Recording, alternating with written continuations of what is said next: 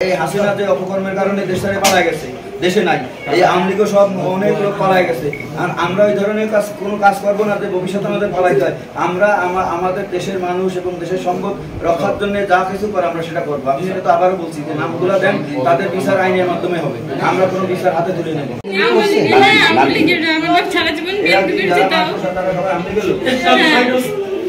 যদি না হয় তাহলে আপনি এই যে লোক আছে যা বিচার করবেন না না, আমি বলছি এই তো তোমাদের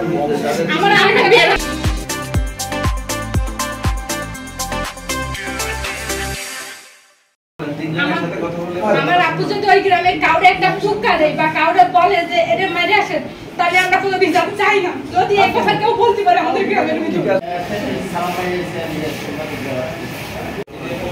আধা ঘন্টা আগে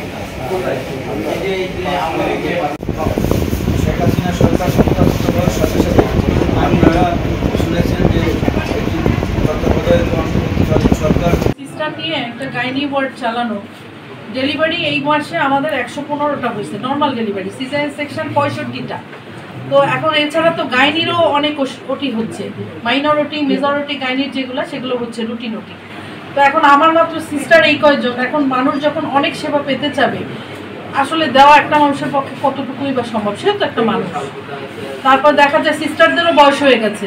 একটা মানুষ 50-এর পরে ফিমেলদের এমনি শারীরিক কিছু ডিসএবিলিটি এসে যায়, কিন্তু তার ভিতরেও সে সার্ভিস দিচ্ছে, আমরাও দিচ্ছি। কিন্তু আমাদের ডক্টর যেখানে এখানে এতগুলি পোস্ট, আমার যেমন আমার এখানে আমি একা গাইনি কনসালটেন্ট আছি, কিন্তু আমার জুনিয়র কনসালটেন্ট পোস্ট আছে, আমার আরএস পোস্ট আছে যে আমার পর্যায়ে সার্ভিস দিবে, পোস্টগুলি সব খালি।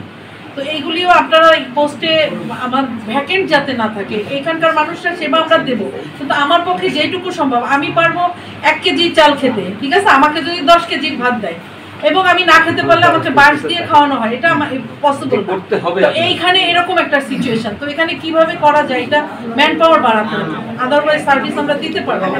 আপনাদের আমরা সেবা দিতে রাজি আছি, বাট আমাকে সাহায্য করতে হবে। আমাদের সবাই জানেন আপনি দীর্ঘদিন, তারপর আমরা চেষ্টা করে যাচ্ছি আমাদের সামর্থ্যের অধিক সেবা দিতে। অনেক সময় আমরা পারি, অনেক সময় আমরা পারি না, সমস্ত সাপোর্ট আমরা পাই না। যাও আমরা সেবা দিয়ে যাচ্ছিলাম, সেখানে অনেকে তো অনেক ভয় দিতে পারেন। আমাদের সেবিকারা অনেকে আসতেছেন, আমাদের সালামে আসছেন, আমরা তার কৃতজ্ঞ এবং আমরা আশা করি আমরা এখন সবাই নির্ভয়ে কাজ করতে পারবো।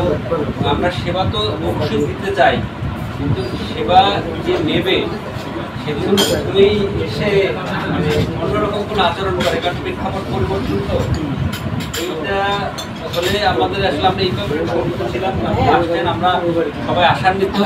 আশা করি আমরা সবাই আগের মতো নির্ভয়ে কাজ করতে পারবো। এবং যারা নেতৃবৃন্দ আসছেন সবার কাছে আমার আহ্বান যে আপনারা আমাদের ডাক্তারদের পাশে থাকবেন অন্তত এই ইন্টারিম সময়টা।